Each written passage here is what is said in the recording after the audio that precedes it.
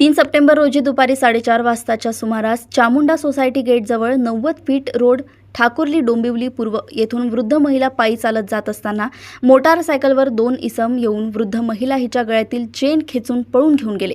त्याबाबत डोंबिवली पोलीस स्टेशनला गुन्हा दाखल करण्यात आलाय।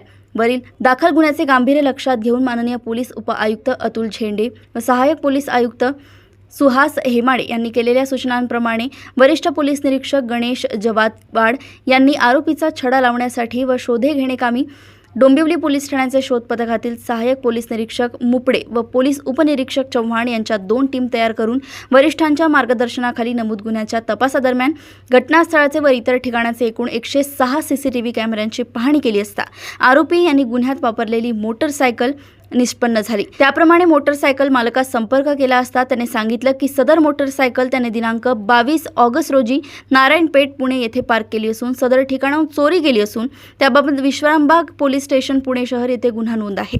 प्राप्त माहितीच्या अनुषंगाने सदर ठिकाणी सापळा लावून सदर संशयित इसमांना ताब्यात घेतले। त्यांना त्यांचे नाव विचारले असता त्यांनी त्यांची नावे अभय सुनील गुप्ता, अभिषेक ओमप्रकाश जौहरी, अर्पित उर्फ प्रशांत अवधेश शुक्ला असे आहेत।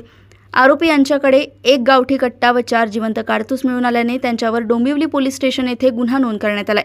त्यांच्या विरोधात अनेक गुन्हे नोंद असून ते सरहित गुन्हेगार आहेत। डोंबिवली येथून सहसंपादक रणजित मस्के यांची रिपोर्ट।